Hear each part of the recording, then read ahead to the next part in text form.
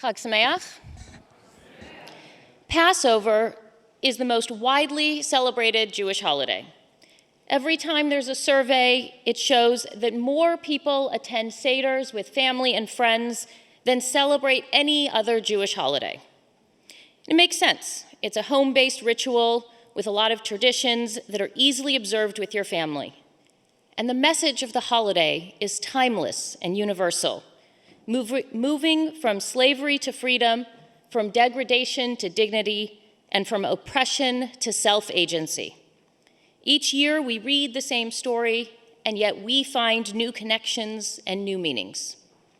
In addition to all the rituals and traditions we observe, there are also many foods that are ritually or symbolically connected to the holiday. From the foods that we put on the Seder plate, like the charoset and the maror, to the foods that are commonly part of the Seder dinner, like brisket and chicken soup. Many of the foods are flavorful and rich. And then there's the matzah. Flat, crispy, tasteless. So I have a confession. I hate matzah. Some people agree with me. It's novel and new on Seder night. It's nice the first night or two, but by the fourth or fifth day of Passover, I'm done. Instead, I do everything I can to avoid matzah. I eat eggs, fruit, meat, cheese, and all of those things they call dessert. But I avoid the plain and the tasteless matzah. There's only two ways that matzah is worth eating. Covered in chocolate, because, what's not good covered in chocolate? Or soaked in egg and made into matzah brie. Other than that, it's the 11th plague. So I've often been asked, but Rabbi, you're a rabbi, how can you hate matzah? Well, just because I love Judaism and working in a synagogue doesn't mean I have to like matzah. By the way, don't fire me, but I don't like lox either. It does, however, mean that I appreciate the symbolism of the food. And in fact, I think its taste, or lack thereof, actually fits the meaning. It is, after all, our bread of affliction. Other than being tasteless and afflicting our digestive tract, matzah is called the bread of affliction because it reminds us of our enslavement. As we read each year, when Pharaoh finally decides to let us go, we don't take a chance that he might change his mind again. We grab everything and we get out of there as fast as possible, which means we don't have time to let the bread rise. We took the half-baked bread and bolted.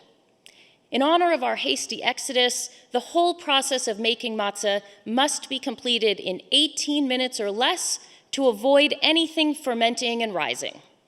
The hastiness is what leads to its tastelessness. But all of this makes sense. But if the matzah is the bread that we ate in the first few days of our freedom, shouldn't it also be the bread of our freedom? After all, it was only because we were allowed to leave Egypt that we had to interrupt the baking process. If we hadn't been let go, we might still be slaves, but our bread would be tasty. By this analogy, matzah is not only our bread of affliction, but also our bread of freedom. So shouldn't it have a little bit of taste? Can't it still be cardboard with a little bit of zest? Why the blandness? Maybe it has to do with the other symbolic meaning of matzah, that in order to reach freedom, we had to rush. Thus, matzah can be seen as the symbolic result of rushing through our lives. When we race through our lives focused only on the destination, we forget about the journey, and we miss the tasty details of life. When our days are filled with going from one appointment to the next, picking up one child only to bring the next one to their next appointment, we still experience life, but do we really get a chance to appreciate each of the ingredients and flavors that it has to offer? And not only do we move through each day without a moment to breathe, but sometimes we find we have moved so quickly from one stage to the next that all we got was the smallest taste before we move on to the next stage. As a child, we look forward to being 16 so we can drive, only to want to be 18 and have the freedom of college, only to want to be 21 to be able to go to the good parties. Too often, we are so focused on looking at the next stage that we forget to see the beauty and the bounty that is present in the present. We are constantly rushing through our lives, eager for what we hope is coming next, and we miss the flavors and the uniqueness of the present day.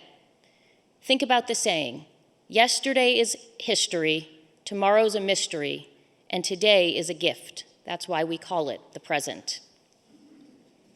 Think back to this week. With spring finally in the air, not today. Did we notice the blooming flowers? Did we notice the cherry blossoms in full bloom around the city? What about the warm sun that's been shining down on us for part of this week?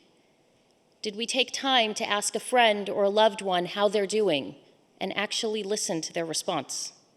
It takes only a few moments to stop, to notice and appreciate the world around us. But when we are rushed, we often forget or feel we don't even have those few minutes to spare. When we are so focused on going from one event to the next, we often miss the beauty in the in-between.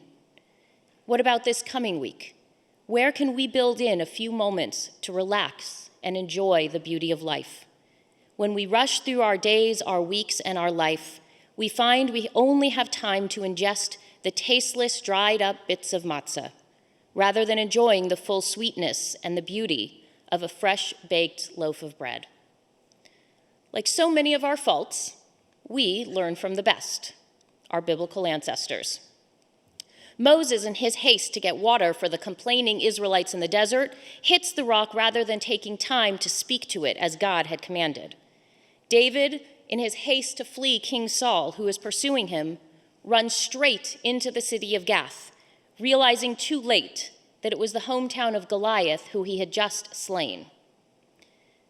But thankfully, in this case, we can also look to those same ancestors for the example of the right behavior. Our sages remind us that it was only after Moses stopped to truly see the burning bush that he realized that it was on fire and yet not being consumed by the flame. It would have been easy for him to see a bush on fire and continue walking, but instead he took a few moments to watch nature and appreciate life. Only then did he notice something unusual and holy. So too we see with King David when he finally takes a moment to value and appreciate life. And at another point where King Saul is again pursuing him, he's hiding in a cave. When Saul enters, David is in a position to kill him, but decides to restrain himself, knowing that at this point, King Saul is still God's chosen king.